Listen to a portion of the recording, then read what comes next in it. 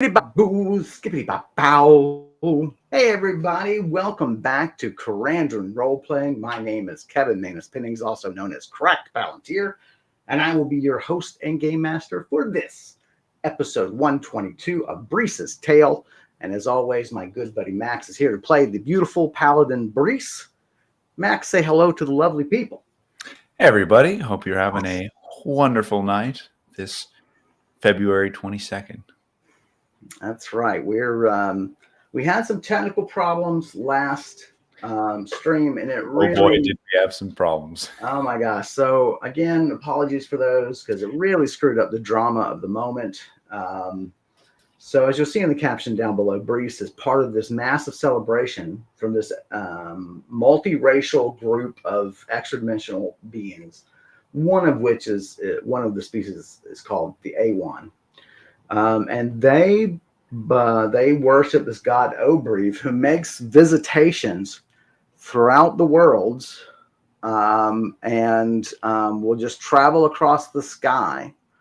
And maybe you should get that image ready. Oh, yeah, I sent you. Do you still have that image? Oh yeah, you want me to pull it up? Yeah, we'll give a glimmer at that. This is all drawn by yours truly, and so don't blame Max. Is what I'm really saying here.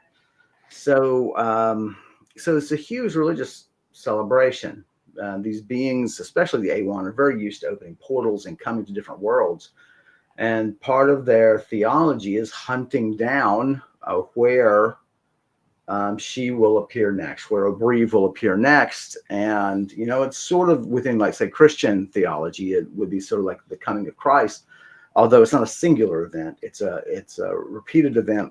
He just keeps on coming. That's right, like 3 times a year, and it really is like a giant floating building, sort of a silverish gray, and it just floats through the sky. We had a lot going on at the last moment. We knew that there were eagles, great eagles, circling the valley. And we're in a very mountainous region in the goblin nation of Nargaz. And the great eagles, have vowed to keep a closer eye on things because some things have escaped their notice that have alarmed them. And they're now putting more regular eyes in the sky. Well, a gathering of 10,000 people is just the sort of thing they don't want slipping through their attention. And so Brise, who has contacts with the local clan of eagles, volunteered to go up there and try to signal to the eagle to send down an emissary. They did so in the form of a young male great eagle called Benel. And he assured them this group was purely a religious celebration. They didn't mean any harm, and so on. The eagle informed Brise that there was a clan of giants very near that valley, and they too had noticed and taken interest in this enormous gathering of strange beings. And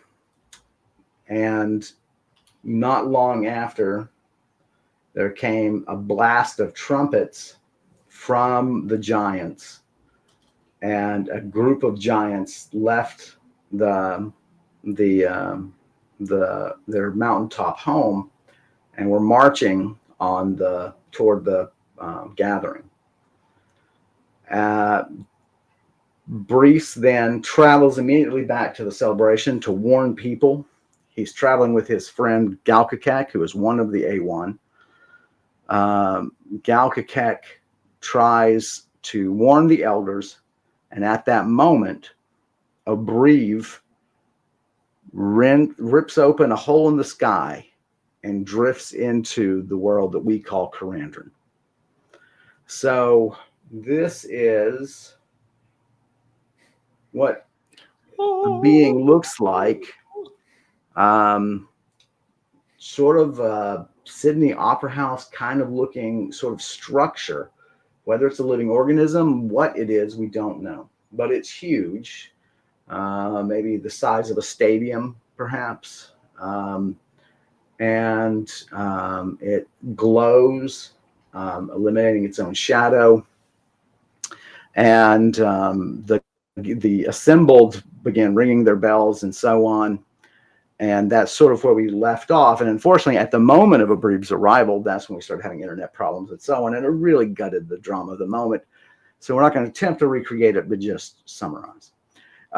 So use your imagination, as you should be good at doing. If you right, if you're interested in this sort of thing, and especially in Karandrin, I hope I can say, especially in Karandrin, then you should use your imaginations to their fullest. So.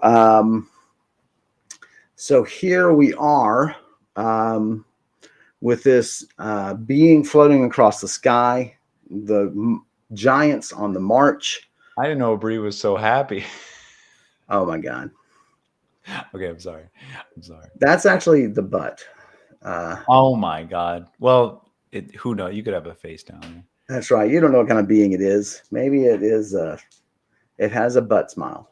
It's in the butt play. I jest. Maybe it's anal, but so this enormous structure, this being called Obrive, is floating across the sky. Galkakek is in a tent with his elders, with most of the elders, telling them of the march of the giants. And you have Benel, who is just the great eagle, the young great eagle, who has landed amidst all of this, and to tell you that they are coming. What would you like? Wait, didn't Benel say they're retreating? Oh, that's right. Benel came and told you they had turned. That's right. We had just learned, yeah. Right. So I asked Benel for confirmation. Like, you're sure they're marching back towards their stronghold, and none of them are deciding to tarry?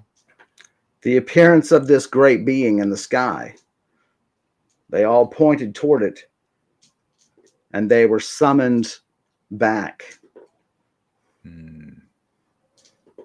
There was a single horn. Perhaps you could not hear it, but it signaled their order to return to the keep. Okay. I ask. Yeah. I would like the eagle to try to tell Galkakek this directly. So I ask Benel, could you linger a moment so I could bring someone else to share this news with, to hear it directly from your mouth or your beak? It must be brief. I am to bring news to my elders in the sky about what this creature is in the sky. Right. So there are guards outside the tent. I don't want to have to run in and bring. Then talk. Okay. No, I meant I want to grab Galkakek and have him hear it from the eagle himself. I guess he'll believe me, so. But you can ask for entry. You can ask for right. So I'll ask the guards that I need to tell Galkakek some important information. Hear from, point to the eagle. I don't know if he's in plain sight. Oh yeah, there's nowhere for him to hide. I mean, right, exactly. That 12 foot at the shoulder, probably. Mm-hmm.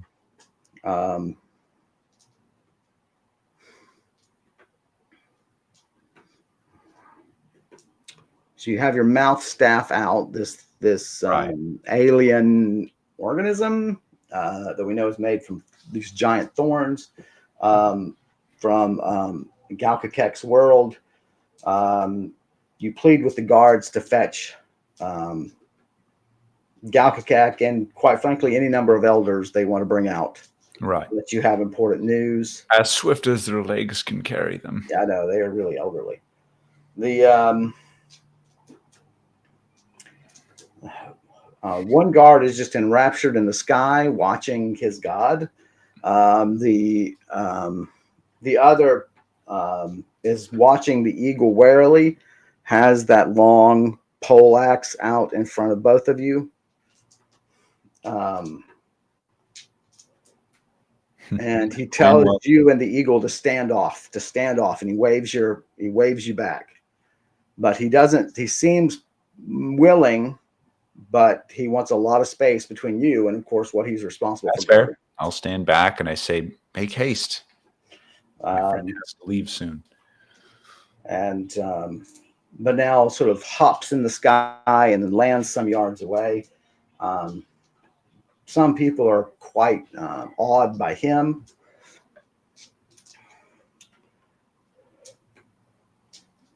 And the guard, without taking his eyes off of either of you, leans over his shoulder and says, Master Galkakek, elders, important news awaits you out here.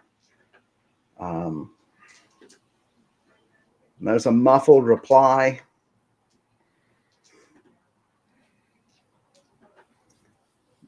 The A1 guard looks at you and shakes his head.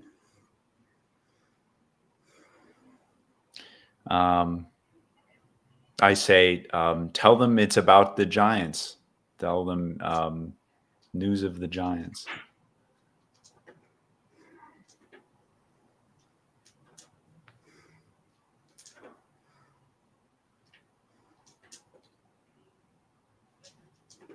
He hesitates, looks at you with his little bulbous eyes on top of that big, amorphous, broad head. And again, turns back and says, it's news of the giants, my lords. News of the giants. They've just won the World Series. Oh, my God. That's fantastic. Galkakek himself comes rushing out. You can hear grumbling behind him.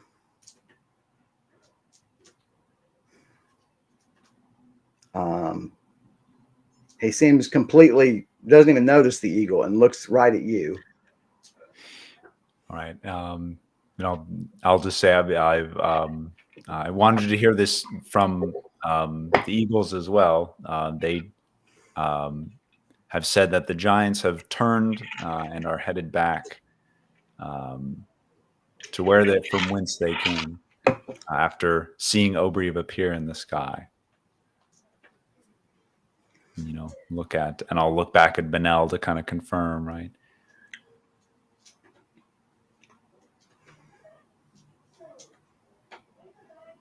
Benel says it is true. The giants of our world that live in this valley, they have returned to their home. It would seem the being in the sky has frightened them off. For how long, I do not know. Their leader is Crom. She is both cunning and cautious.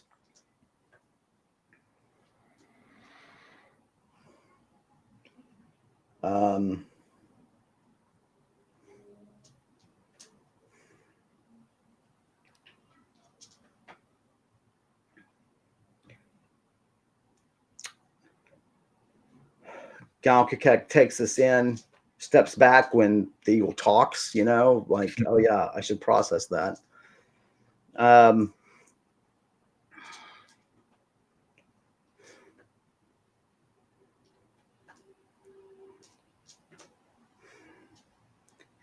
He looks at you, Galkakek looks at you and says, the elders are insistent we cannot leave with Obrieve here. It would show a lack of faith in Obrieve's ability to protect us. And no one can be allowed to interrupt our celebration of our great God, your great God. It should be said that the A1, to any new viewers, it should be said that the A1 firmly believe that everyone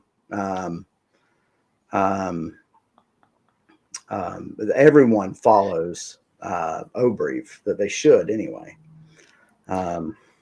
Sorry, Quinn's comment is pretty gold, actually. Oh, Quinn, that's pretty funny. Or what you eat. Okay. He thanks you and then looks sort of warily at the eagle and says, and to you, sir. And then he turns to go. I don't know if there's more you want to add. No, I think that's good. I just wanted him to hear it from, both me and the eagle. Right. The horse eater's mouth. Yeah, horse eater. That's funny. I turned to I forgot his name. I'm sorry, Bellar, the eagle, Benel. Benel, and ask him, if you would continue to also watch for the presence of the giants, and I will be here as well. I guess how would it be smarter if I was maybe in a more visible place, right? I say if you how did yeah. Right, like what I want them to tell me if the giants start to I think you advance. feel confident that Benel will do Yeah, yeah, I don't want them to make would us do the right thing. right.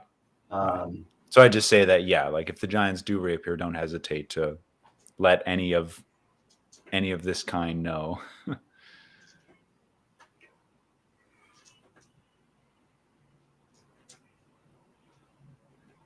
he says, of course.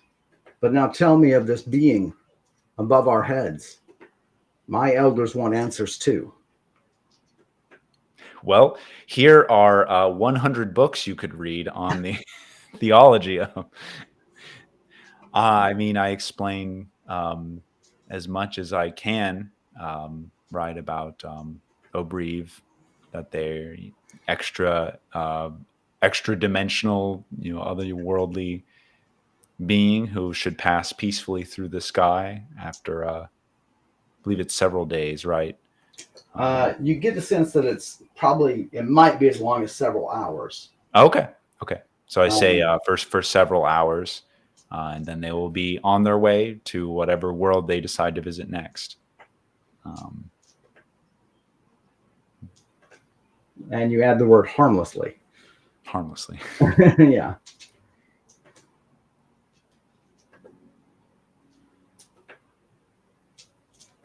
And if it does not leave harmlessly, then what? I simply look at all these people. It's like all of them know it will leave harmlessly. I wouldn't doubt the judgment of 10,000 people. I don't think you have to worry. I don't think you have to consider that case.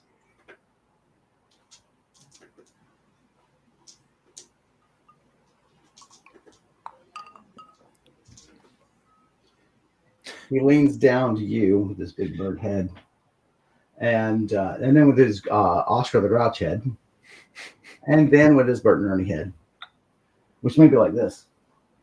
If all the rumors about Bert and Ernie are true. So so he says to you quietly, you should know, daughter of man, that my elders are willing to attack if they feel that any of the eagle clans are threatened. They will try to slay, God or not, this creature in the sky. I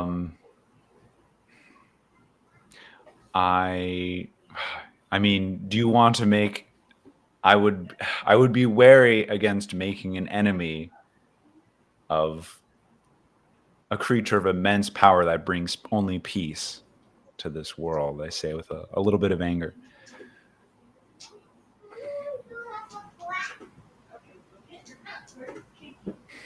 I will pass on your warning, but I make no guarantees. And if you are truly the friends of eagles that you believe yourself to be, if a battle starts, I would depart.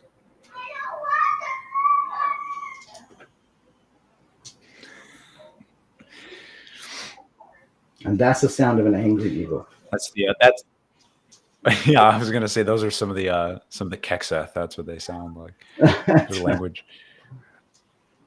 Okay, I say, yeah. I think that's a good goodbye for now. I don't think there's anything I should add to try to persuade him. Launches himself into the air.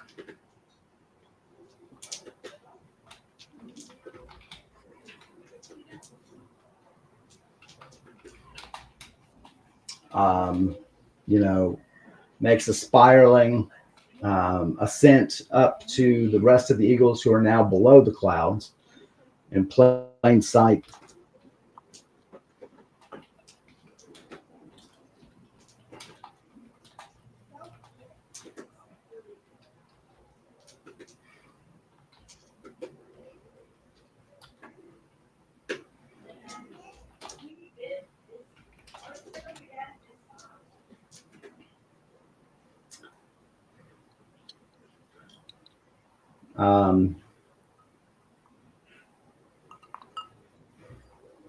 So the celebration continues. The All right. eagles continue to watch. The Galkakek is still in council with the elders. The bells are continuing to ring. There's now pauses between the rings. You can see that the A1 have taken positions along the stands and are looking at a single A1 standing on a raised platform that you didn't see that is right behind the elders' tents. And when that A1 signals, the other A1 signal in front of the stands and all the bells ring. Oh, cool. It really is quite overwhelming. Yeah. The song goes up again. How is Nalani doing? We didn't even think to ask through all of that. Hopefully she's is between your feet like a toddler. A lot of noise, a lot of people, and a giant bird. I mean, she's not a party falcon. That's for sure. That's true. Yeah, Nalani, if for people who forget, is your young falcon familiar. Well, I'm sure everyone remembers. It's just us that forget. It's very true. We're gonna that if we ever get more popular and have more viewers, I'm sure we'll have lots of. We'll need an Nalani emoji. Yeah, someone is zinging us and things like that, and so yeah, so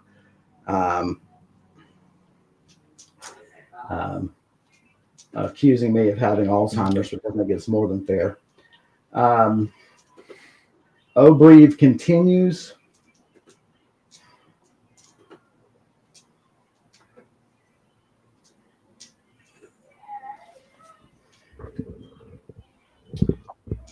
There is a commotion inside the elder's tent after several minutes. The eagles have moved further away from the northern end of the valley, so I guess moving to the south.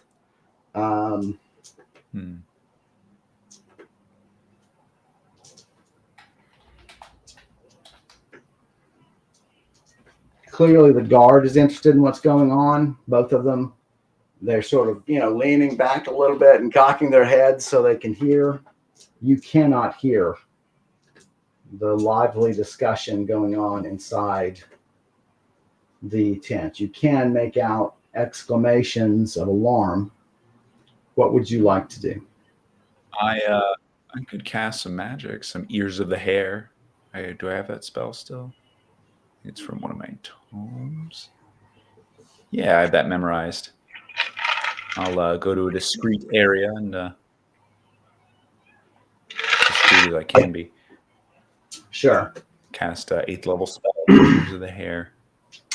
Is this from your magical points or from your circlet? Or what was it you had? From my own magical points. Okay.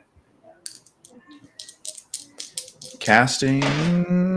No, that's a 5. That's a fumble. Ouch. Well, hopefully we can time it with the bells, right? So no one will notice. Like I said, hopefully I was able to move somewhere a little more concealed, so it's not too distracting. Right. Or dangerous. Right. Sorry, I hopped to the wrong screen there for a moment. Yeah, I should have put a caption on that drawing. What if I can caption it here? Yeah. Just floating here. This is it. Aubrey moving through the sky. Whoa.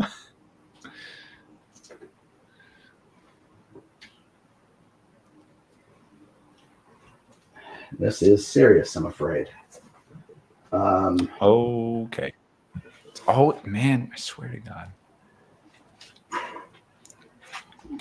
Magic. Always tricky. Where is that? Oh, no, that's not it. Weird. What have I done with it? Oh well.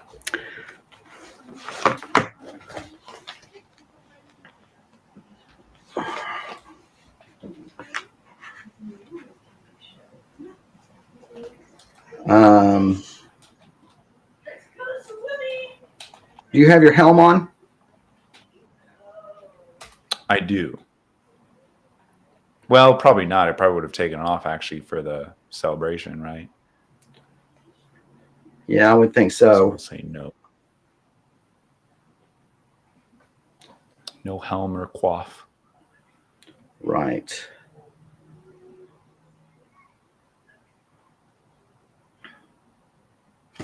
Roll for me. Well, to be fair, of course I fumbled with all this noise going on. 73. Can't even hear myself think.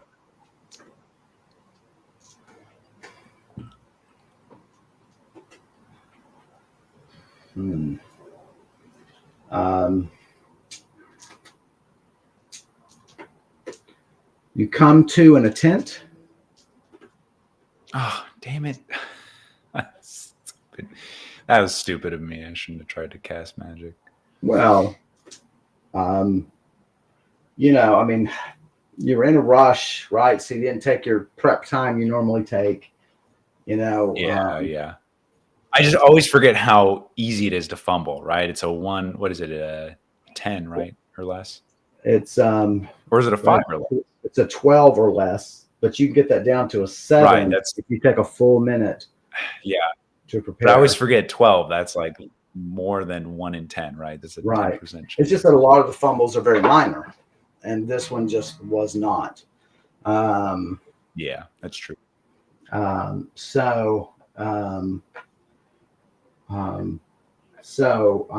Your exhaustion is at 20. Your hit points are at 60.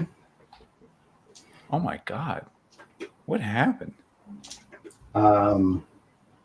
Your head still hurts a great deal. There are wrappings around your head.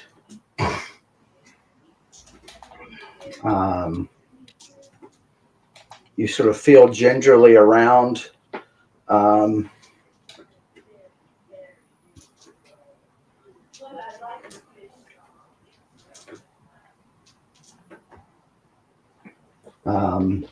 You're laying just on an assortment of blankets and rugs. There is Chidari, which is, as you recall, it's the little lizard people. Their pungent rank fills the tent. But clearly this is one of their tents, but it's equipped to accommodate just about anyone. They have little runners and ramps and everything going everywhere. And so they can basically sit at eye level or head level with company. There are things, seating for them that hangs from the supports of the tent.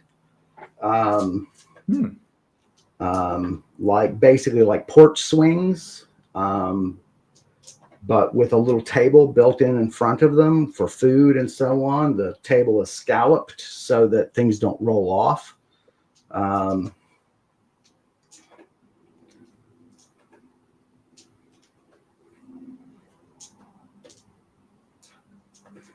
So Chidari comes to you and, speaks in their little whistle. He's dressed, or he or she is dressed in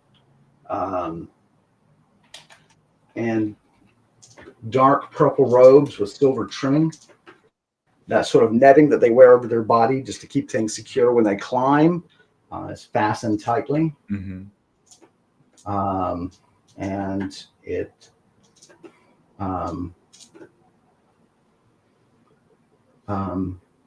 comes up to a little ramp sort of in front of your face and gives you a few little whistles.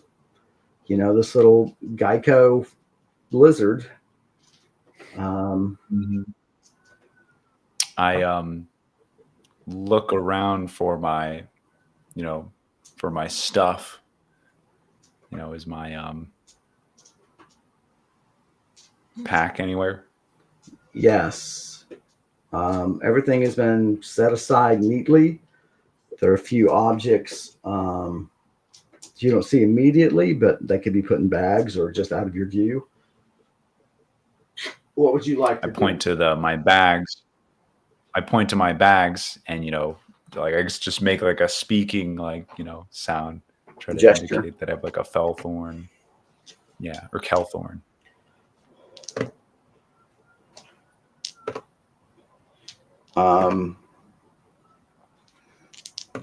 Roll for me. 66.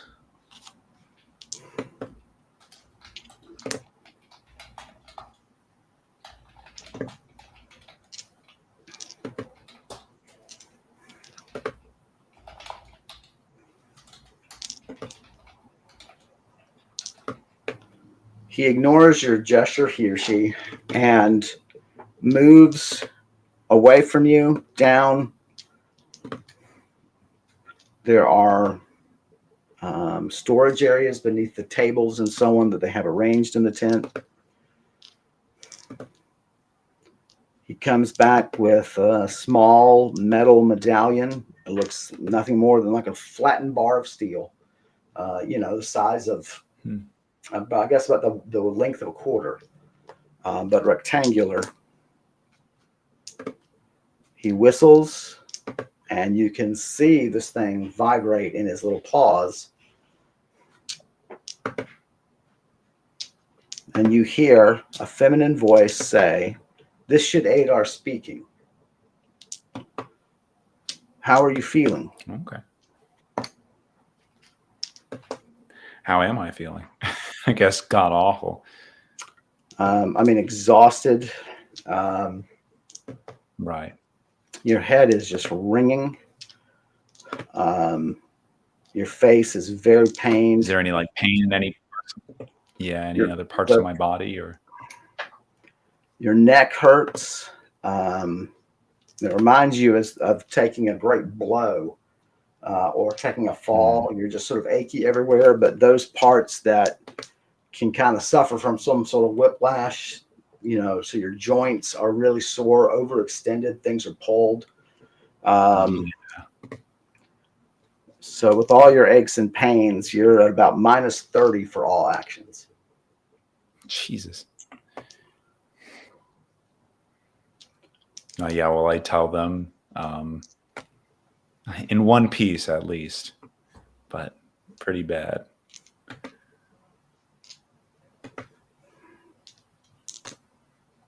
Nice. I ask who brought me to the tent. A member of the order. You're only a few tents down from where you fell.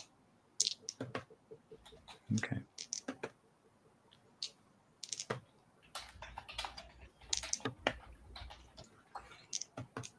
Now, if you're feeling up to it, really, we must pack and go. Oh my gosh. How long has it been since I fell?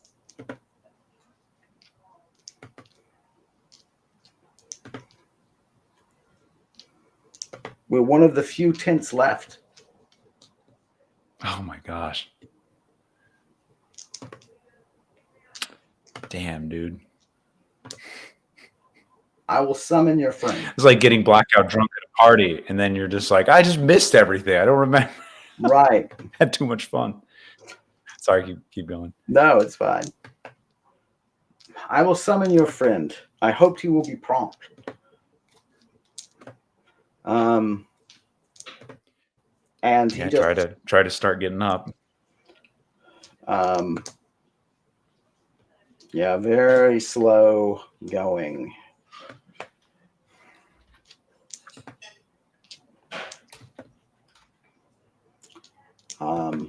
Very sore. You gather your goods.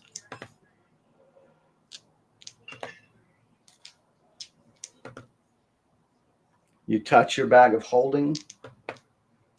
It is vibrating slightly, and it will not open. Oh my God, dude.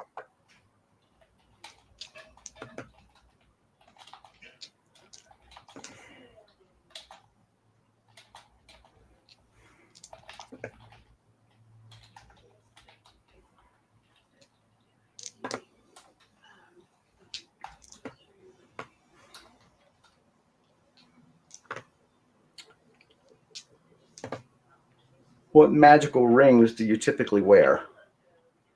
What would you be wearing at the time of the casting? I would have. Where'd it go? Hold on. Hold on. Hold on.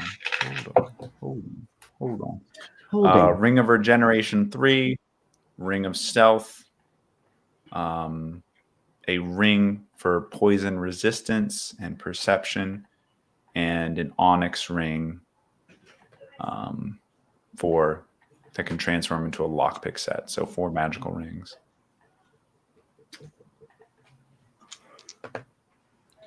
Your fingers are bandaged where each one of your rings were. You feel underneath there is no ring. Oh my gosh.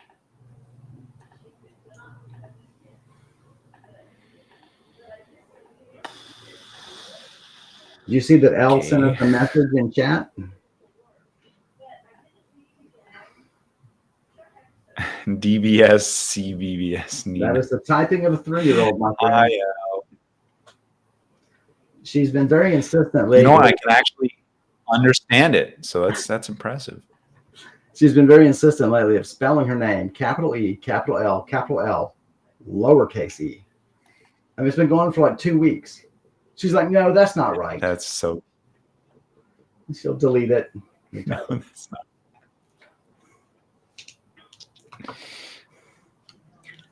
Hi, Elle. So,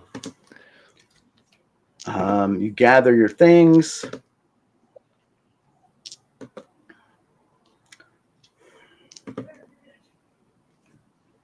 Man, this sucks.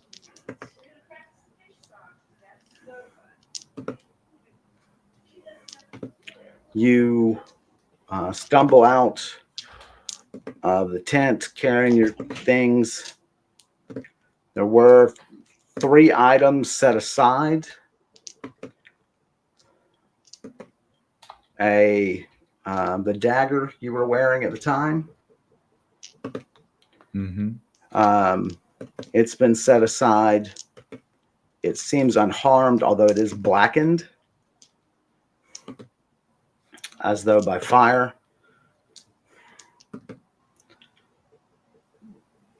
You and we'll sort of determine the other 2 items after the stream, I think. Okay. You step out. Galkakek is moving very hastily down, what were pedestrian lanes through the tent city, and and sure enough, the places, I mean, used to be hundreds of tents. There's probably 20 or 30 left. There are lines of carts going through portals. Wow. It's well past dark.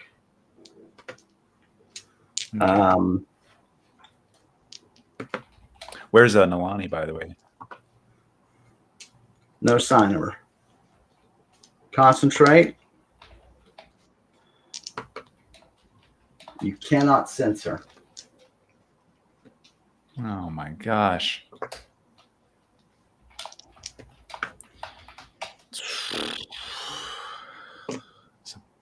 dude. That was easily the worst fumble you've had. Worst fumble ever. The fumble. 125 hit points, Kevin. Are you sure you rolled that correctly? That is insane. It was That's that so or God. take a 95 critical. Oh my God. So I am forsaking magic. the severity of the Cold turkey on fumble. magic. The severity of the fumble was 234. Oh my God. So I mean, it should be. I mean, Oh, gotta think. You've made it. I'm so glad I'm not a wizard. Yeah, you've I'm made it so 3 glad I can do years. things besides cast spells. Well, and that's the power. One of the powers that wands, staves, and rods give wizards in this game. Your first wand, rod, or staff that you get, a class 1, reduces your fumble by 5 immediately. Right. Which is amazing. Yeah. Yeah. So, Well, all right. you, I guess I'll check the Okay, yeah. I was gonna check the band of familiars real quick. It should be on my arm, right? Is that missing or it's a ring. broken? It's a ring, and it's been taken off. The band of familiars itself is a ring. Okay. And it's been taken off. Gotcha. Which means unless you can summon Nalani back, Nalani is gone. Right. Well, don't need to remember her anymore. Now, depending on how long it's been, I mean, you know, if you can find the ring and put it on, maybe there's some residual connection there. But you got to find it first. Maybe, yeah. Well, we could cast Detect Magic. You definitely should. We'll see. We'll see. So Galkagak, right? He's hurrying along. He is. Apparently, I don't really mean to bother him. His happiness is expressed with a pumping of arms, and he comes up to you. He's just so he's almost jittery with happiness. It looks like his gurgles are much higher pitched. You know, he's going to use his Acall, the translating amulet, to speak to you.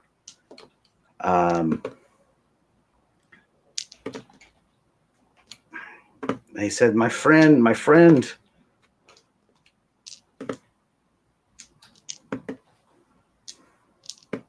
when you were struck down, we feared the giants had begun their attack again.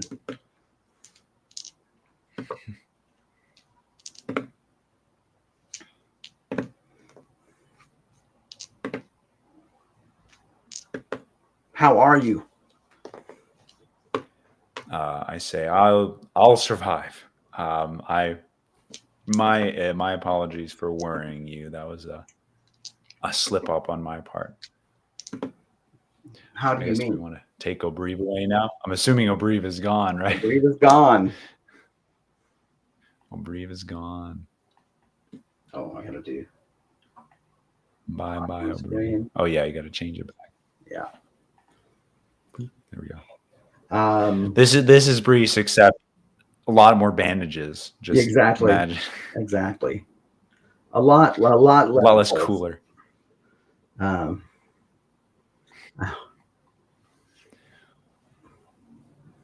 Where's I like my TV show. You see that? It's funny. Yeah, we're a TV show. I'm glad kids still think in terms of TV shows. That's nice.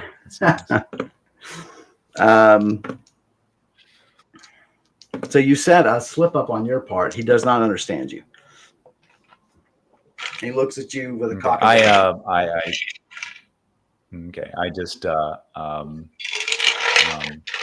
was trying to practice some of my arts, and they went poorly.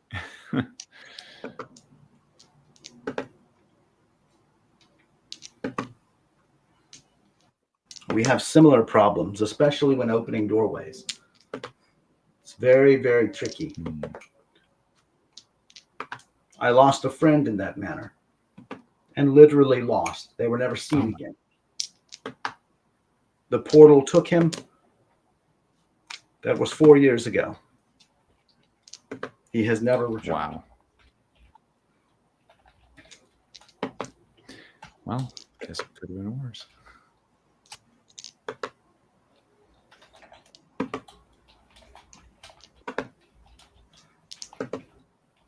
The Chidari could not salvage your rings. They had almost burned through to your bone. Oof. They asked for the metal in exchange for your treatment. I hope that's okay. That's perfect.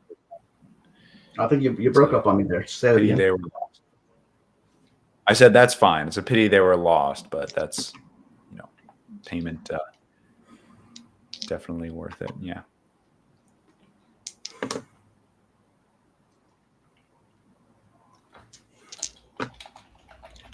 I'm sorry you could not Ask where he will. Right.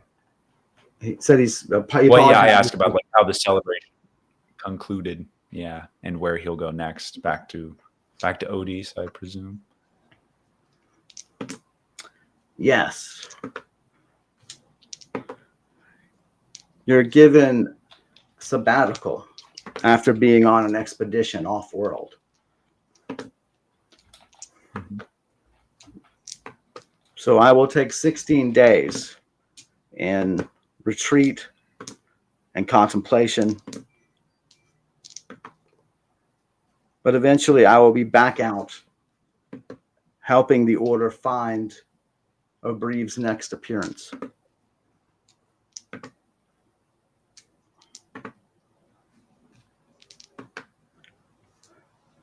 Benel, that great bird, that friend of yours, Mm-hmm. saw your mishap, I suppose.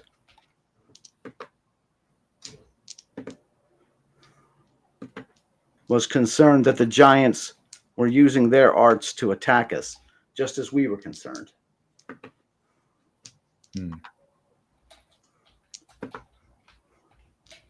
But the giants remained in their home, though their leader, Crom, she took to the top of her keep and used her arts in some manner toward Obrieve. The elders think she was trying to reach Obrieve, to communicate.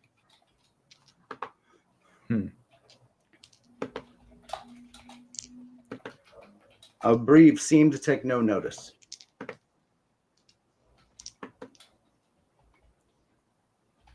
Roll for me. 87. You wonder how, whatever happened to your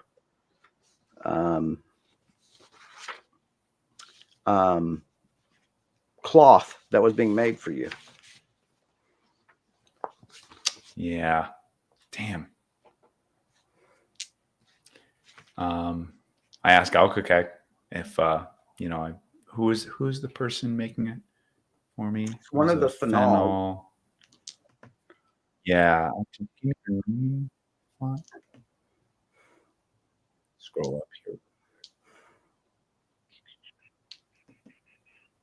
Phenol, Scorpion, Prince, Mega High. No, they never told me their name. That was silly. It happens sometimes. At least I didn't write it down if they did. Right. I mean, sometimes we just but anyway, so I just say there was a phenol. Right. There was a phenol who was going to produce some fabric for me. I don't know if she left it with anyone or I know if nothing you know of about anything it. like that.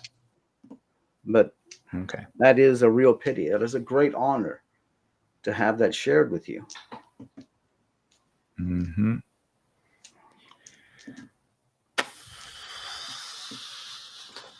What will you do now that the celebration is over? Can could do a miracle roll that fabric somehow I was able to attain it. Maybe we find her just she just spots me. Sure. All right, miracle roll. This phenol sees me at this moment. 81 was worth a shot. Sorry. Damn.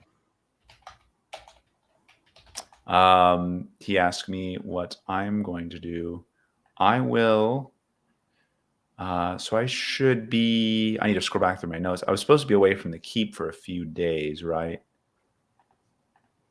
And it's only technically been 1 day. So, I I tell him that I'll be returning to my lord in a few days.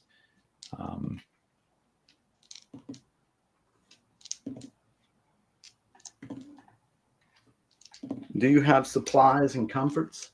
I'm sure I could procure some from the vendors before they're all gone through the portal.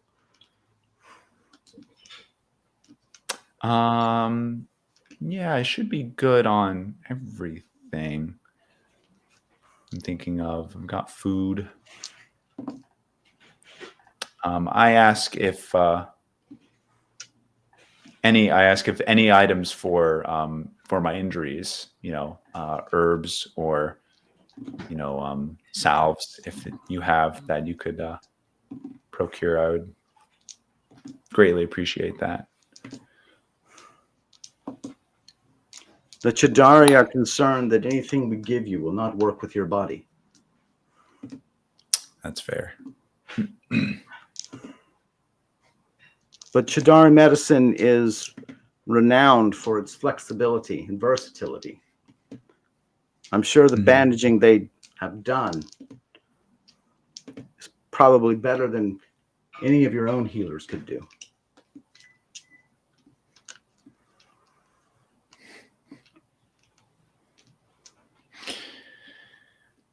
All right. Well, then I'll just make sure to take it easy, and I should be good in a few days, I hope. Actually, roll for me. 1. Okay. What do you want to do, cowboy?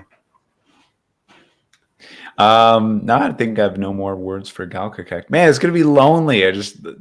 All this celebration is gone. Nalani's gone. Yeah. Can't go back to the keep yet. I think I'll just bid him goodbye, and I'll probably go find a place to set up camp and rest for the day.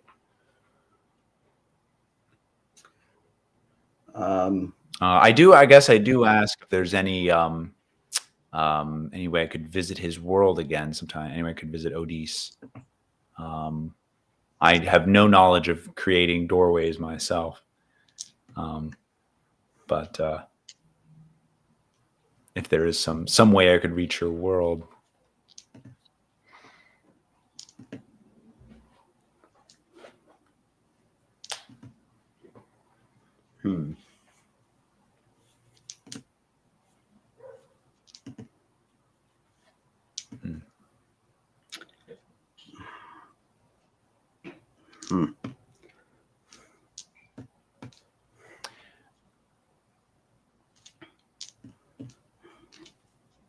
I also, not to interrupt your rolling, but I also propose, or if I could find someone to create a doorway, how would I tell them, right, how would I instruct them to choose arrive in the city? Yeah.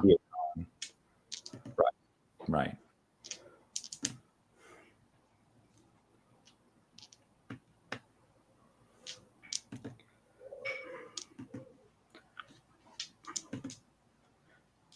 We must hurry to the exiting vendors if we are to do it.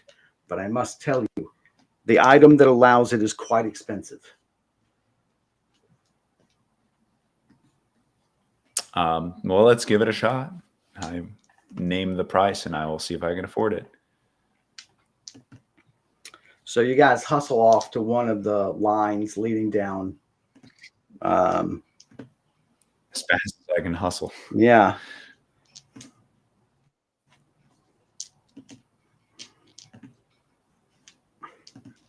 I got 120 Helm. You what? That's a hell of a lot of money. I've got a hell of a lot of money. That's hilarious. 120 to be exact.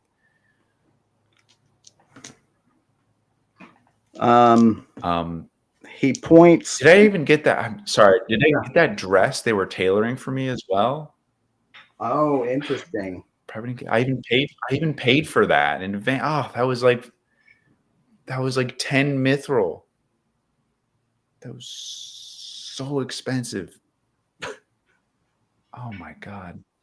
I am so sorry. Well, if I get a way to get to their world, maybe I could track them down at least. Right. Yeah, blue and gold gown. 150 Helm. In the small. Well, that's Okay. 300 gold for you, right?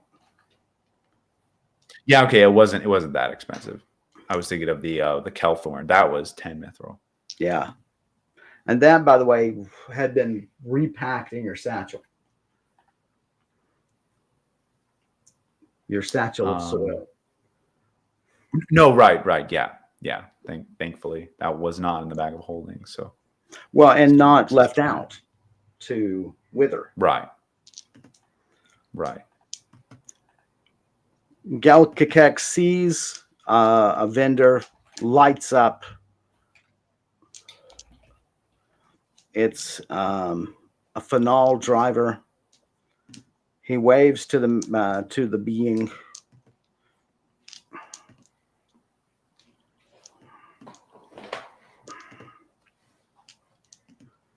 And says, "Madam, we seek a doorstone.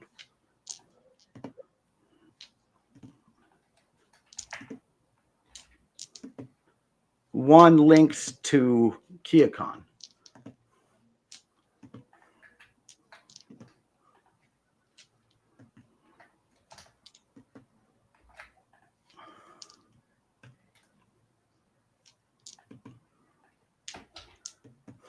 The phenol answers back. Is hesitant to get out of line. Asks, how much are you willing to pay?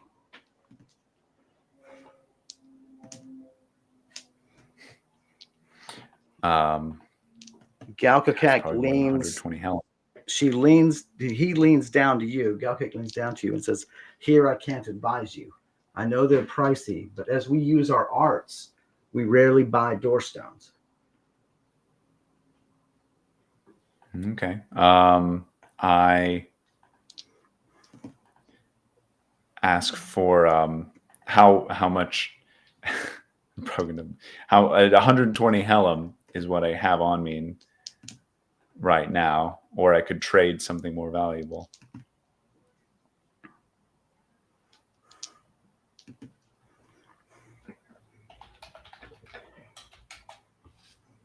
What do you have to trade? Is the question. Hey, this bag of only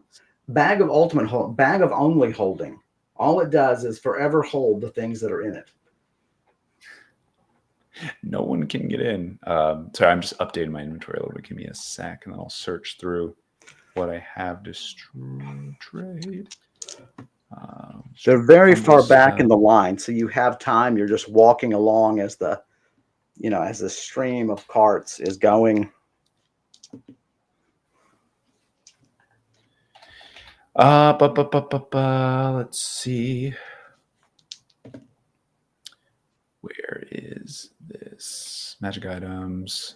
I have. No, that's in the bag I'm holding. Holy crap! Most of my items are in the bag I'm holding. Yeah, I have gems. What gems do I have?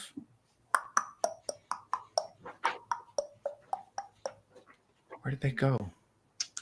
I didn't trade them all, did I? I have one blue gem, N class, and a small blue gem, A class.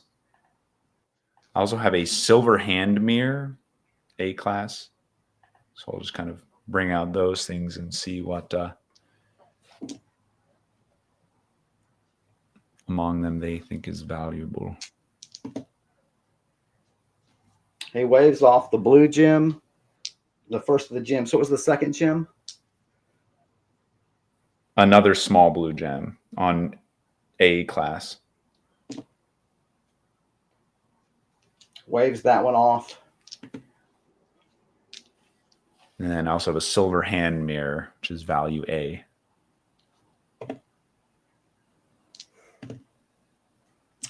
Waves that off.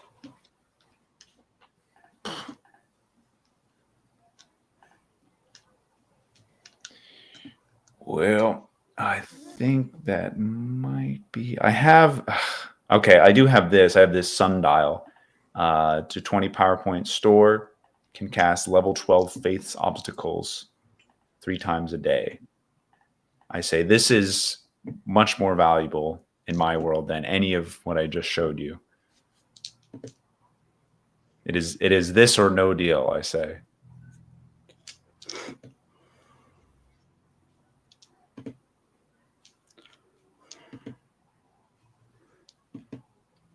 He reaches for the item, studies it.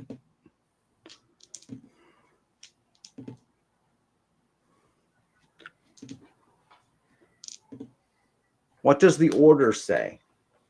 The Fanal asks and hands it to Galkakek. Galkakek examines it.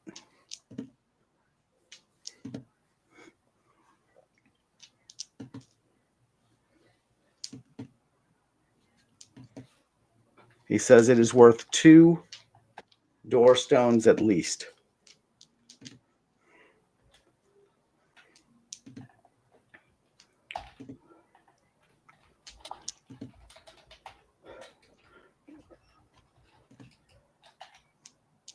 He brings you out a small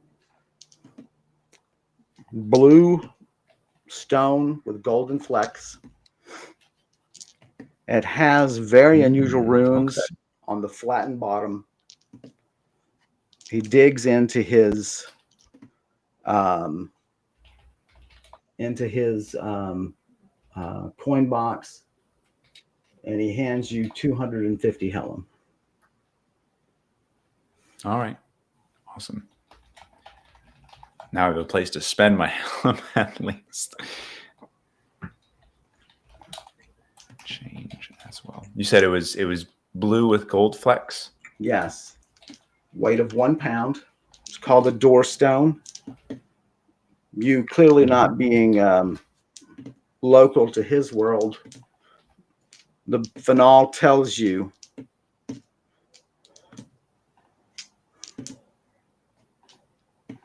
touch the stone. It will alert one of my door wards. Oh. They will open a portal where you stand.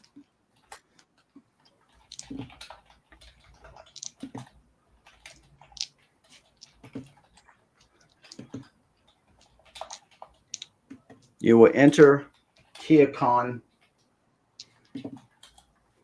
at a courtyard outside of our place of business. A sizable tip is expected. Okay.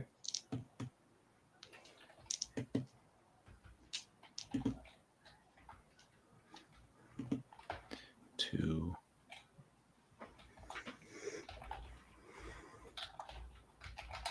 Wow, you have a whole world to explore. Yeah, no, I thank them immensely, and I say, good doing business with you. I'll delay you no longer. Their antenna make a little bow, and they turn their attention to the line.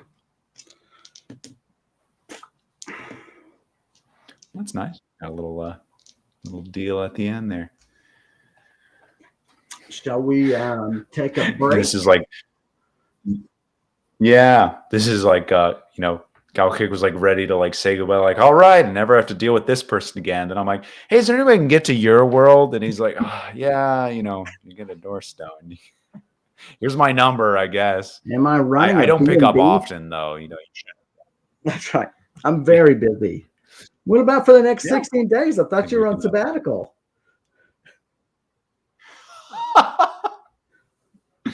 That's right. All right, guys. We're going to stretch our legs and refill our drinks. So give us just a moment and join us back here. And we'll see where our adventurer takes us next. Thanks for hanging out with us. See you in a few.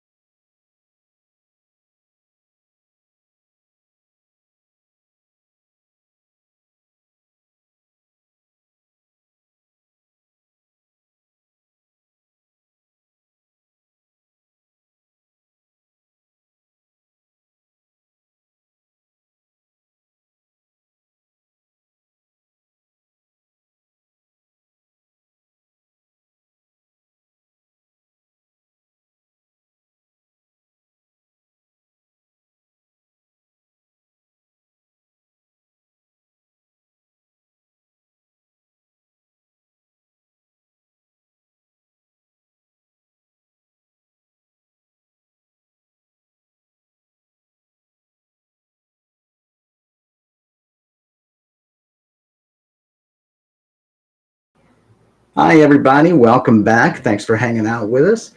Let's get Max back here. There he is. Hello, sir.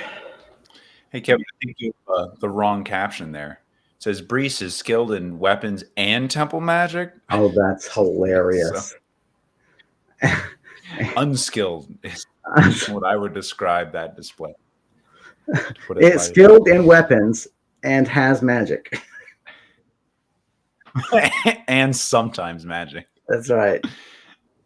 Oh, So, all right. Hey, I meant to ask our vendor here if we can rewind it a little bit. yeah, How do I get back to my world? Right, will the portal remain until I decide to travel back? no, it will close immediately. But you return to our shop, show the stone, and we will return you to the exact position that you left. Perfect. Okay. All right. So yeah, big spell fumble. That was really rough. Wrecked a lot of things. The convoys are leaving. Of course, you're worn out. Even this hike up the hill to catch the things has left you. You're probably now at 12 exhaustion. I mean, yeah. I'm just gonna find a nice place where I can lay out my bedroll and just knock out. Roll for me. Nice little hidden. 19.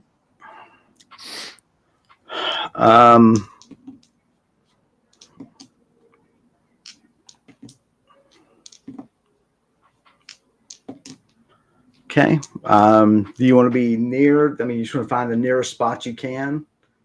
Do you want it to be? You said hidden. You want to find some. If I have the energy, yeah. Okay. Find something protected, obviously. Sheltered. But I mean, lower in the valley, yes. it's relatively warm.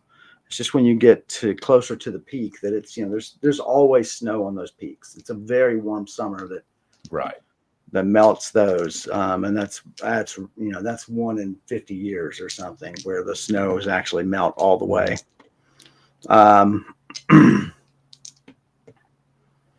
Roll for me again. 25.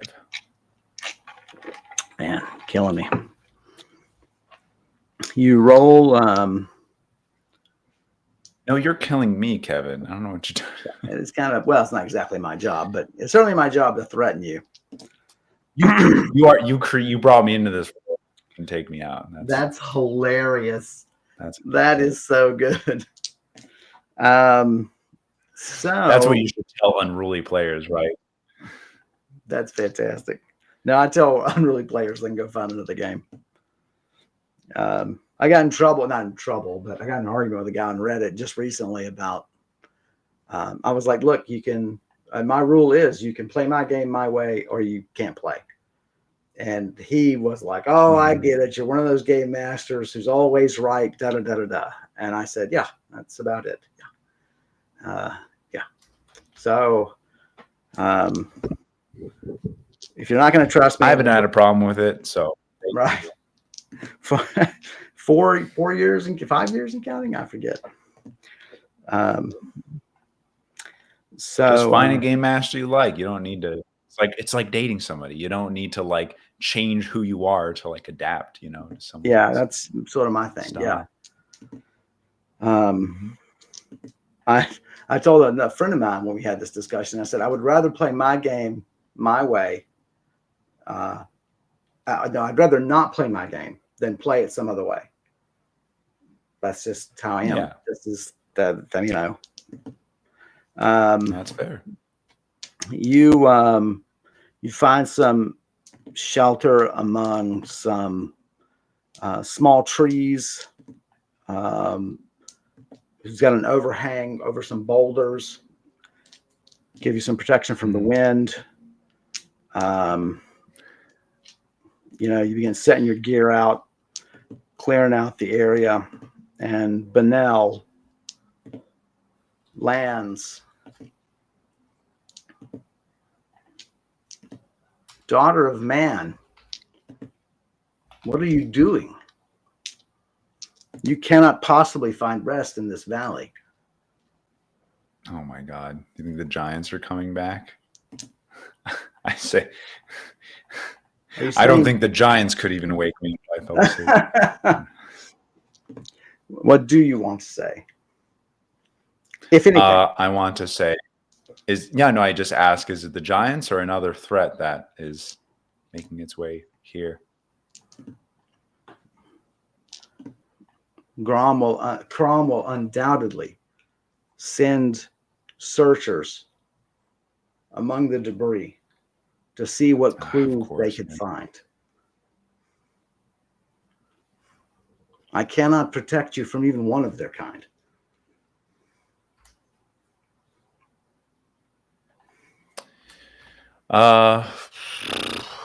So I need to get out of the valley to a safe place. I could ask hide the eagle yourself to take me if I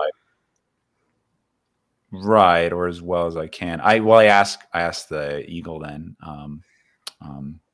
How do you think I could stay hidden from them? Is there a good hiding place in this valley that they would easily overlook?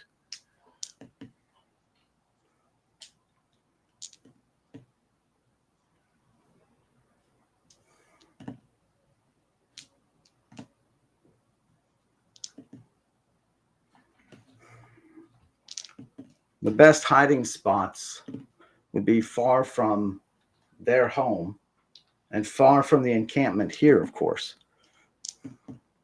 Yeah. And most of those are too high for you to reach. But if you're far enough away from the encampment, surely they won't search the entire valley. Right.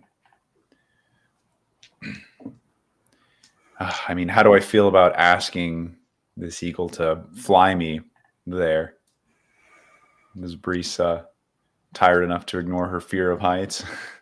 Well, and your trust issues. I mean, trusting information here or there is one thing, but putting your life in the hands of this being. That's true. And it's not, well, the last time I did it, it was kind of urgent, right? And I hadn't have a choice. This time it is my choice. So right. I'd probably be, you're right. I wouldn't be keen on that.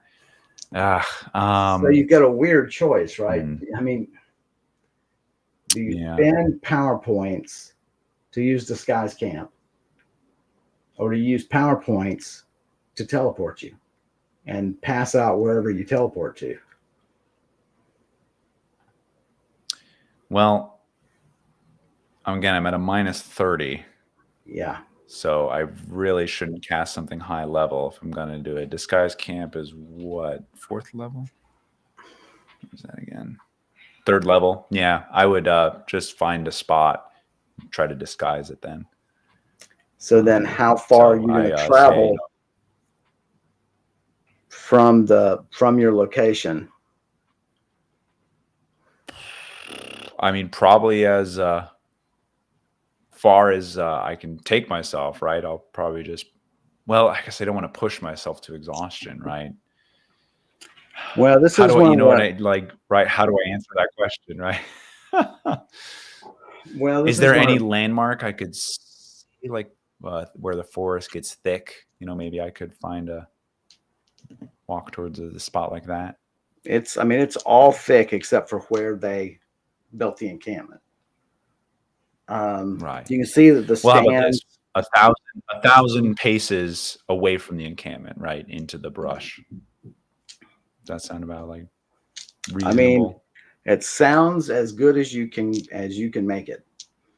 And right. This is the first time I'm just trying to role play a tired, paranoid character. I give you. I get what you're coming from, and you can basically. This is the first time I've been able to use this mechanic in the game since I came up with it many years ago, and that is we're going to basically use your self-discipline to ignore exhaustion.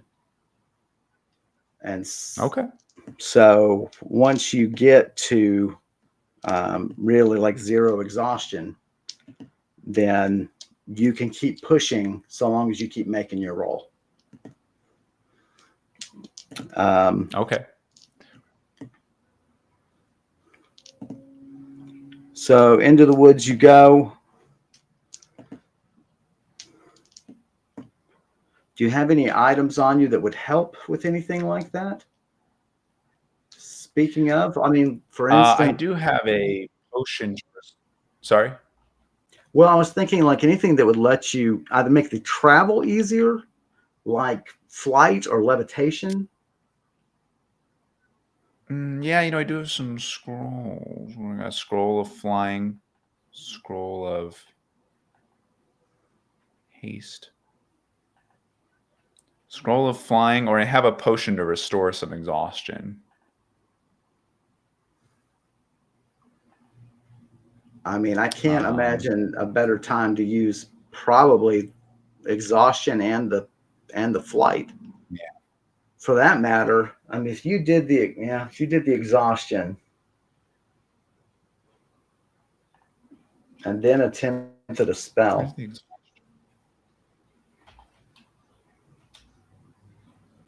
Yeah. Potion of vigor increases strength and restores exhaustion. I've used it before and it was really good. So I should use it now. let me find the potion of exhaustion. Down a potion of vigor. Remember what it does.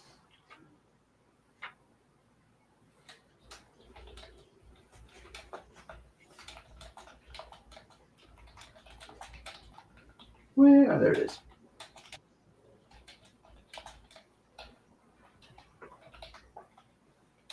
Yeah, there you go. So you're at 27 exhaustion. Whew.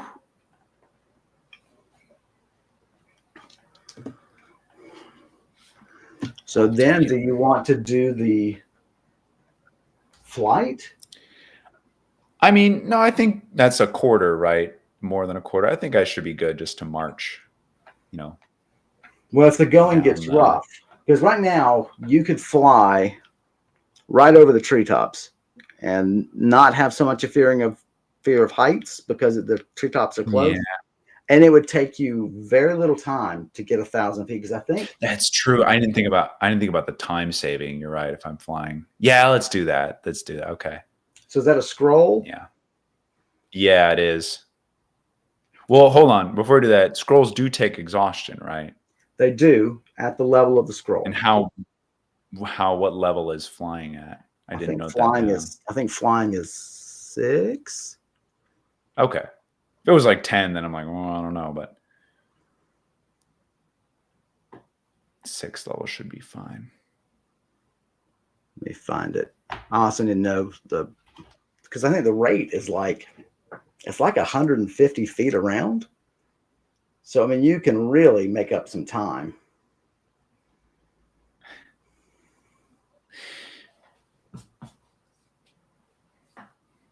I'll be struggling to catch up with Dr. Peabody, but well, That's dog superhero.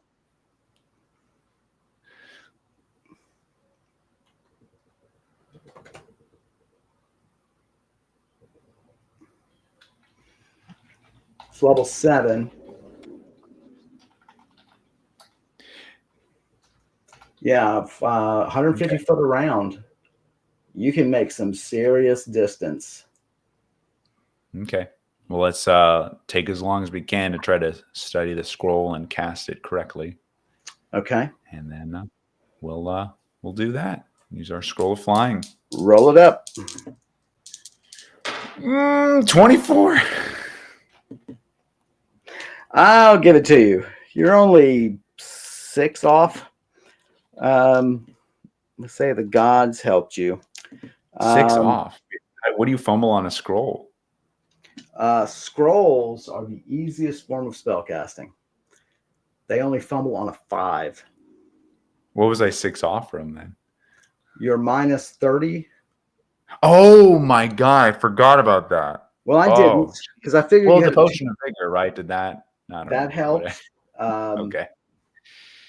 You have -30, and you have. Anyway, yeah, you're really close. So Yeah, you convinced me to use the scroll. no, it's. I Good. mean, it's Okay. fine. It's really. I mean, it's All fine. right. Okay. All right. So All right. All right. All right. you yeah, off you go. It does take 8 exhaustion. I'm on death's door. Sorry, how much exhaustion? 8. 8. Okay. So you immediately start passing, open glens. And there are woods, of course, surrounding it. You could hide there, but the glens at least give you um, a place to land safely. And you're just making a beeline away from Crom's stronghold. Mm-hmm. So first round, or I should say, let's say the first minute, you do pass several glens. That puts you at, right there, you're 1,000 feet. That's only 1 minute of flight. You want to keep going? Yeah, no, let's go. I mean, you've got, yeah, because you've got 10 minutes. I forgot about that. 10 minutes of this. So, I mean, might as well try to fly out of the valley, right? If they're going to pretty much scour this valley. well, they're not. I mean, it seems unlikely they would scour the whole valley, right? Okay. It's miles. I mean, they're giants. I don't know, right? How fast are they? But if you think somebody's curious about what this encampment is doing, right? Right. And you've got linger around. You've got miles you have a mile. That's true. Of valley. I keep thinking valleys are smaller than they actually are. Yeah. A mountain. Yeah, we'll go for like 3 minutes. Like even the Appalachians, right? Like you look at a mountain, like some of the Appalachian mountains, as small as they are, they're 5 miles across. Isn't that crazy? Yeah, that's crazy. And so the valleys are roughly the same or broader, Now here, this is more like the Rockies, but the same number basically holds for a lot of them, is 5 miles across. And then, because they're steeper, the valleys, the passable part of the valley is a lot steeper, but still having very good luck with glens in the second minute. So third minute, and I'm just going to keep rolling, and you tell me, okay, that's far enough. I want to turn back around and land at one of those glens I've passed. Okay. The fourth minute, very unforgiving. No, 3 minutes is fine. Oh, okay. If I find a glen and before the 4th minute, then yeah. Right at the end, you see one. Yeah, you figure you're a half mile from the encampment. All right. And you land in a glen.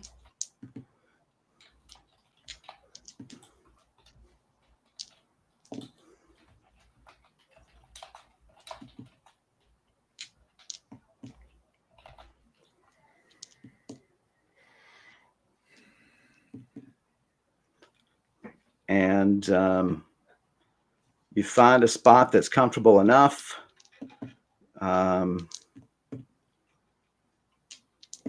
You put yourself a few trees in.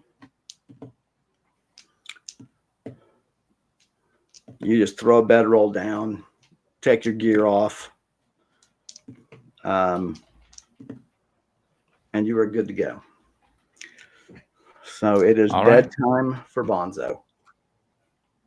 Bedtime. Wow, what a day. Yeah. Now we can call it here. It's 8:35, or we can just keep going.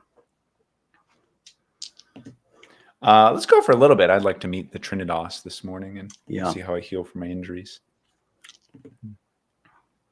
All right, so let me hop back to you. I was still on the spells. Do you have another scroll of flight? Nope. Okay, I was going to say make a note. That was also the first time I've flown, so we'll do experience for that at some point. Yeah, that'll be fun. So, all right, roll them up. 3 rolls. 65, No dreams. 20, Wake up very early. and 56. All right. You gain 80 hit points back. Oh, nice.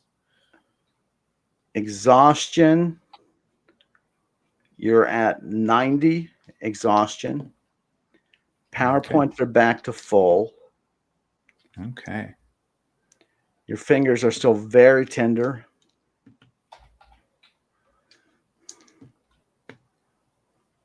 You're only at minus 15 now for all actions. You've got something pulled in your back that is responsible for 10 points of it. There's still something pulled in your neck, and that's the other 5 points. I got some hold in my neck. What the heck? I think I've been facing the screen. Yeah. Weird way. And if you go visit somebody and their seating is just so, right? And you spend all day talking to them like this. Yeah, like that. Oh, it's the worst. Like, I know it's your house, but can we swap seats? This is killing me. Please. The Trinidas are yet to arrive. You feel like if you go back to sleep, you can tell you need more sleep, but if you feel like you go back to sleep, you're going to sleep right past them. I don't know if they've ever woken me up, but I think so. I think they have.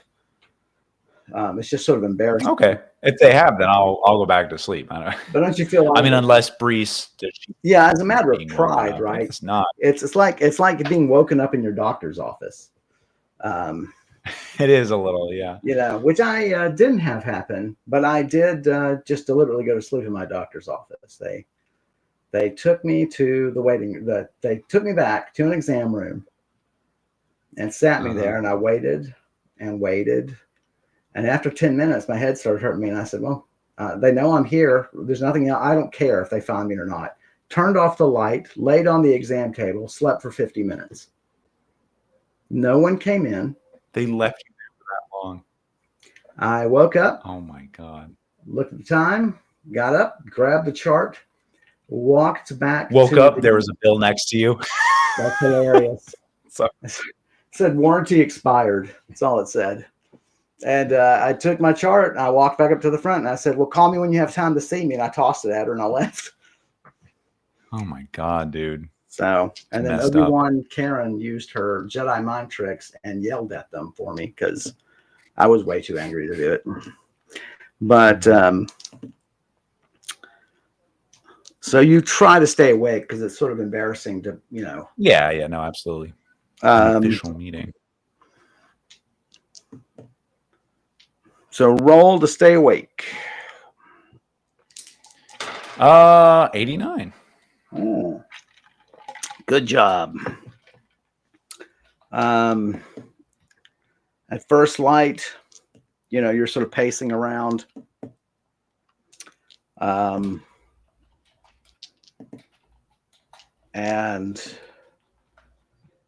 if also just kind of do a little perimeter of the area, right, where I actually fell asleep, so I can make sure there's nothing. No sign of around. Interference. You particularly pay attention to the glen because you figure giant tracks should be visible, smashed down in the grass. Right. And there's no indication they came this way. So. Okay.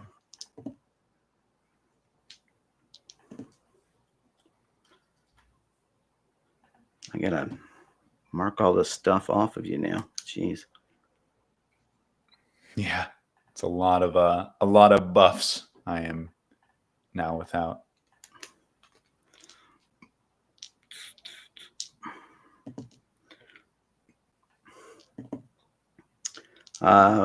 Erase yourself a meal. You actually didn't eat last night. So why don't There you we go. erase 2? Because you would be ravished. God, what a fat ass I Body am. Wouldn't that just be like terrible, like an adventure? Just like I just gotta have 2 meals each time. It's basically a Hobbit. Oh my God. Double rations. It's but it is playing close as an homage to my own diet. So you're trying to honor the game master by really another serving of nachos. Really, You aren't fat. You are, Kevin. You're pleasingly plump. That's thank you. I've always said so, and I'm constantly chubby. We'll let you process that one.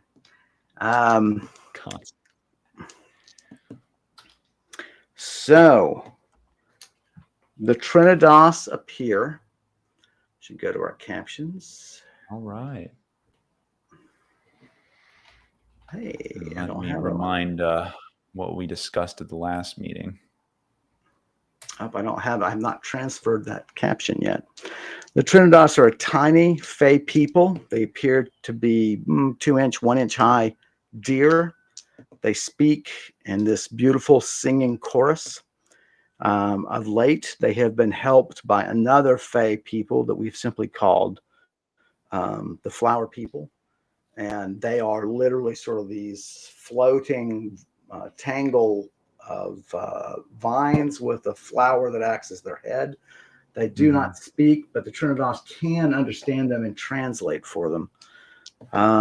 Both are generally benevolent, but the flower people have the ability to open portals and step into this very green realm, this green liquidy realm, and then open another portal, and you can travel enormous distances with them that way. You do have to hold your breath, though, in that liquid. It's a little terrifying for the unaccustomed. For the non-floral. The non-floral, if you will.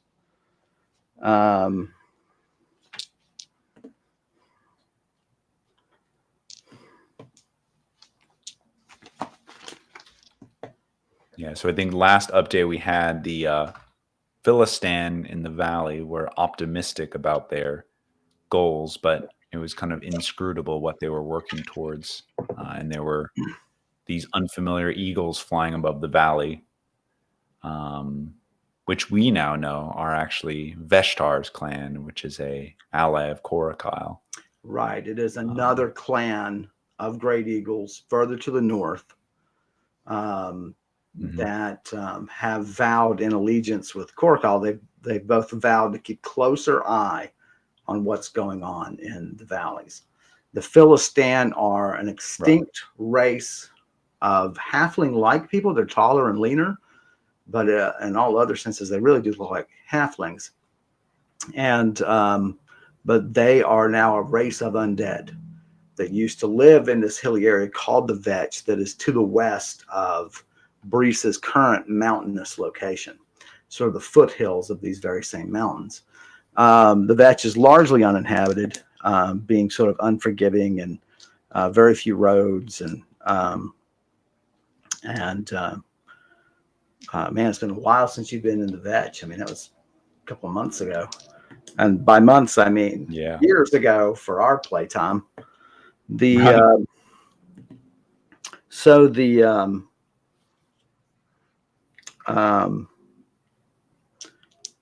So they appear.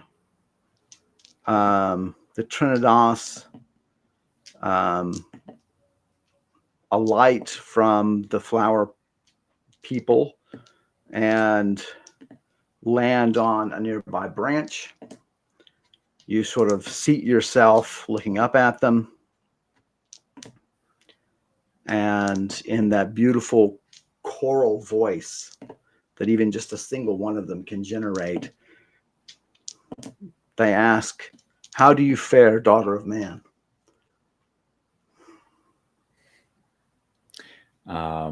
I say I've doing all right, I guess. I say I've sustained, some injuries, but I'm just resting and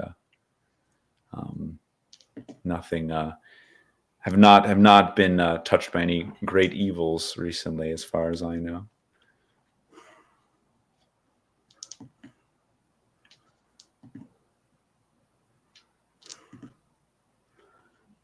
The Trinitas tell you that they themselves are well.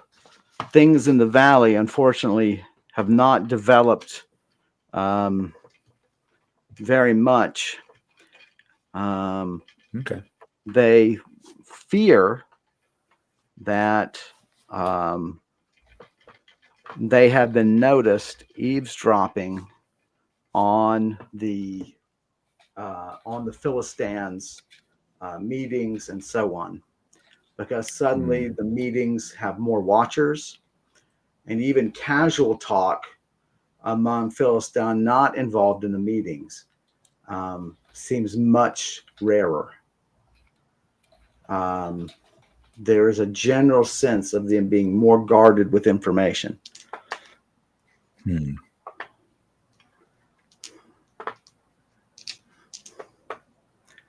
They have also used their arts to attract the attention of the great eagles that were circling their valley. Right. And they have introduced themselves to one such eagle. The eagles are of Veshtar's clan to the north. Right. But he has little use for our people, or indeed any Fae, and will not aid us.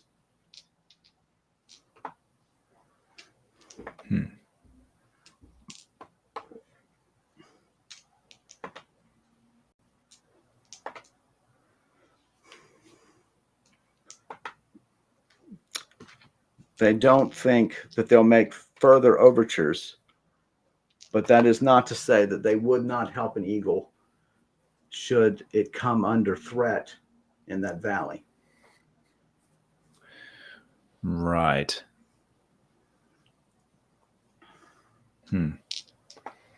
This is pretty grim then.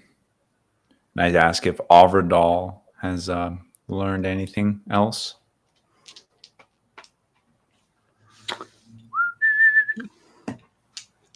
Look at my notes over here.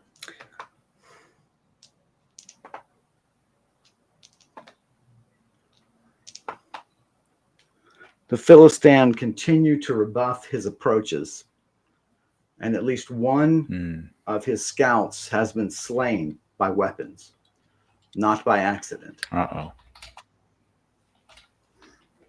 They burned the body lest it rise again unnaturally.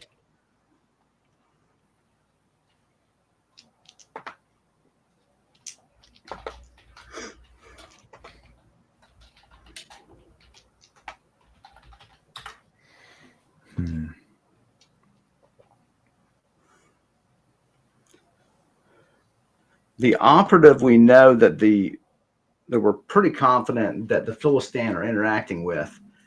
I don't have that name written down. I should have, at least on these notes, I should have. Oh, here it is. Yeah, it was Chelbrick. Chelbrick, yeah, is a sorcerer who they are doing dealings with. And they had traded the body of the demon that had been slain over that valley to Chelbrick for his favor. And that's the big question, is what is the bargain being struck between Chelbrick the sorcerer and this entire undead race? Avradal. We need some more. Yeah. More what? Oh, no, continue. I was going to say something after we have all the info. Avradal is debating approaching Chelbrick directly and getting a read on the man. What would be your advice to him? That would be my suggestion, is we need to confront him now directly.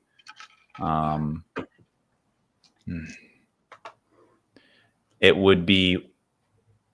I know Brise isn't a fan of doing this herself, but she suggests it would probably be wise to have someone approach Telbrick with the intention of using his dark arts. Right? It would be more convincing if we were seeking him as an ally. Could maybe understand more of his powers and what he's planning to do in the valley.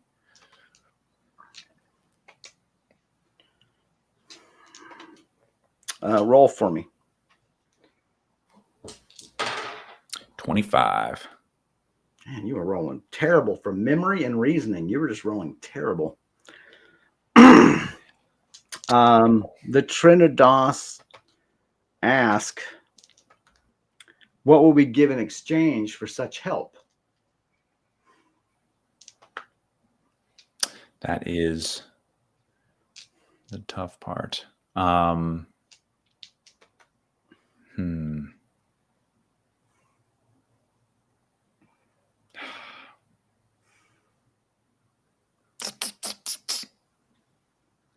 I mean, I have that. See, it's like a risk, right? I have a couple artifacts of power, right? Like I have that dark pearl, right? Oh, yeah. That has that ominous, uneasy energy from it. Right. Offer that to him, can you help me determine what this is and tell me what you're doing in the valley, right? And then the pearl will be yours. And that's not in your bag of holding, I hope. No, that's at Mirgal's Keep. Okay. And I tell the Trinidas it would be potentially empowering him further, but it would also give us knowledge of what his plans are. It would at least give us the pretense for a meeting. Mm-hmm.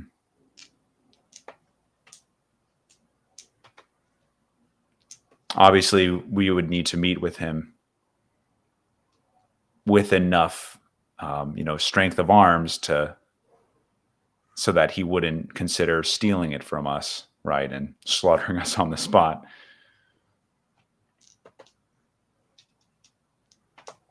Can Averdal amass, such a...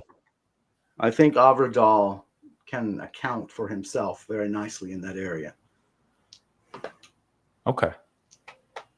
He is not one easily intimidated, despite his stature.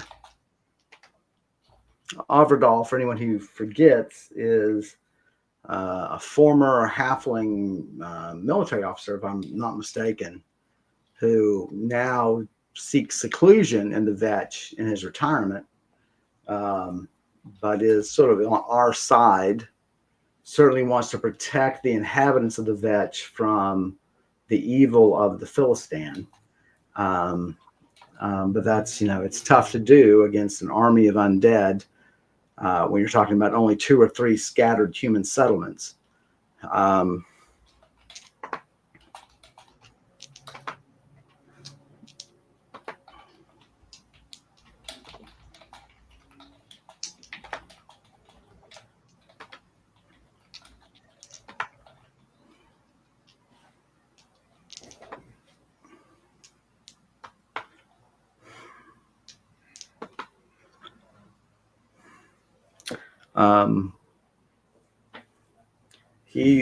The Trinidas says that he'll take your advice to Averdal, and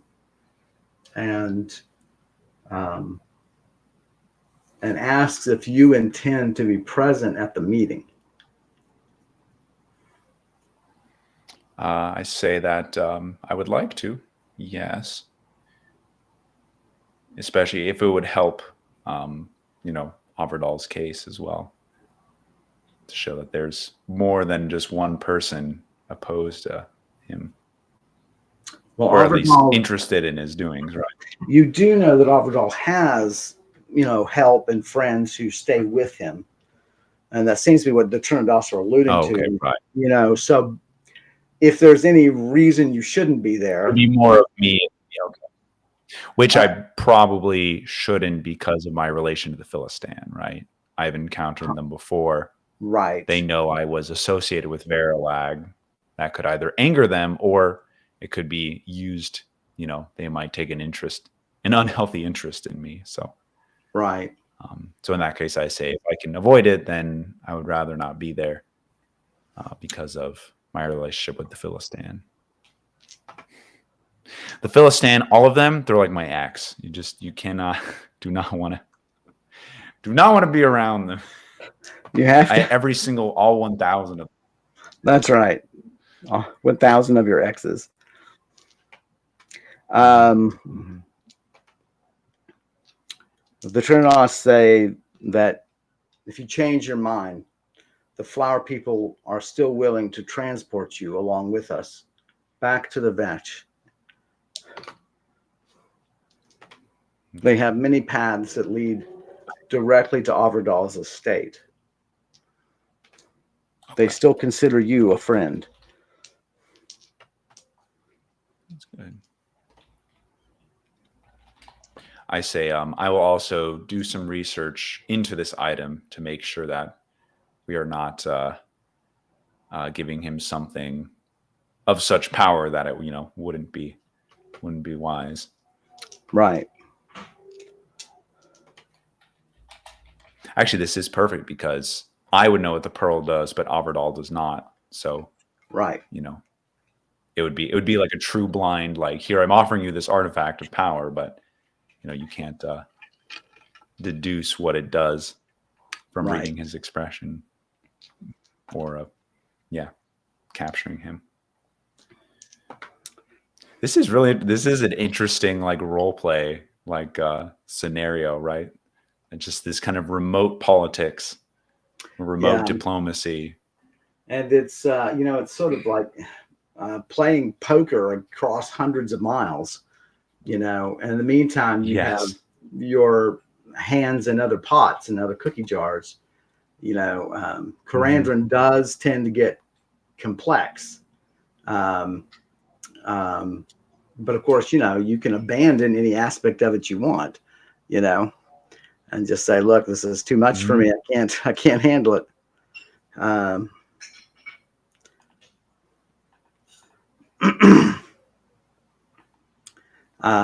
Okay. So the Trinidas give you a little bow. They alight again on the shoulder of the member of the flower people. The green liquid world of theirs comes into view as the portal opens, and away they go. It's still very early morning. So it is June 20th, early morning. I forgot the pearl. Actually, it does have a +20 to casting spells related to portals. That alone is actually very, very powerful. Certainly could direct his research, but is that better than, do you not use it, right, and get no answers? I mean, it's a tough choice. Right. No, but I thought it was just an item that had no known purpose, but it does have something associated with it, and then maybe some other hidden, purpose as well. Right. I knew that it dealt with portals. I couldn't remember if it was a spell or if it was a bonus.